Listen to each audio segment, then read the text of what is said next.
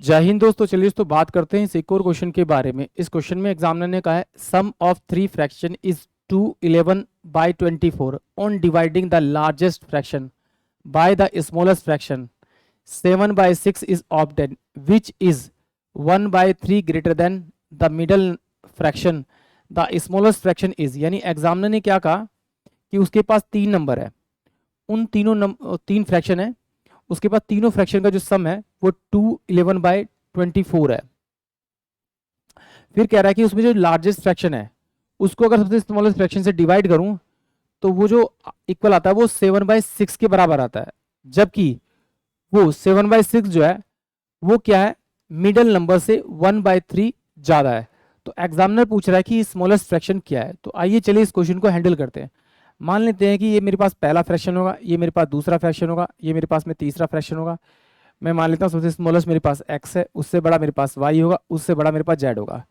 तो एग्जामिनर ने कहा है इन तीनों का जब सम करेंगे x प्लस का y प्लस का z तो ये क्या होगा आपका 24×48 यानी 59/24 के ये बराबर हो जाएगा। ये एग्जामिनर ने मुझसे कहा है। अब एग्जामिनर क्या कह रहा है इसमें कि यानी कि सबसे बड़े वाले को अगर सबसे छोटे यानी x से डिवाइड करूँ तो वो फ्रैक्शन किसके बराबर हो जाएगा, 7/6 के बराबर हो जाएगा।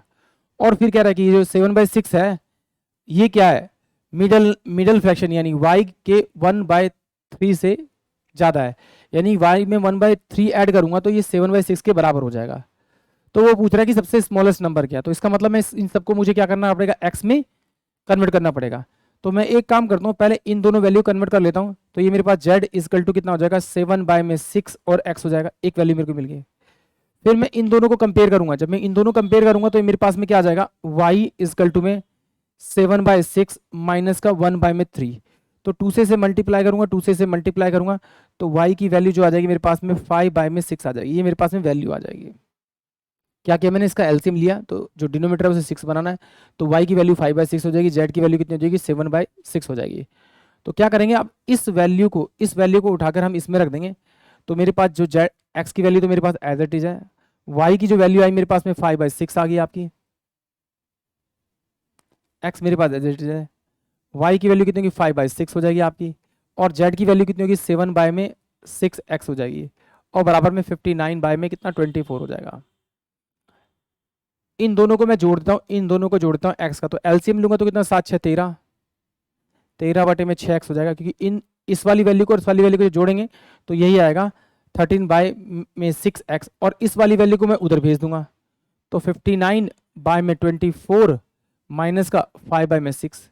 यहाँ 24 है तो उसको 24 बनाने के लिए किससे मल्टीप्लाई करना पड़ेगा आपका, 4 से, तो इसे 4 से मल्टीप्लाई करेंगे तो ये 13/6 x इक्वल टू में कितना हो जाएगा 5 चौक 20। तो ये जब 20 माइनस करूंगा तो 39/24 होगा, तो 6 से कट जाएगा, 6 चौक 24 हो जाएगा, और 13 तिया 39 हो जाएगा। यानी कि जो इसका आंसर आएगा x की जो वैल्यू आएगी स्मॉलेस्ट वो कितना आएगा 3/4 आ जाएगा।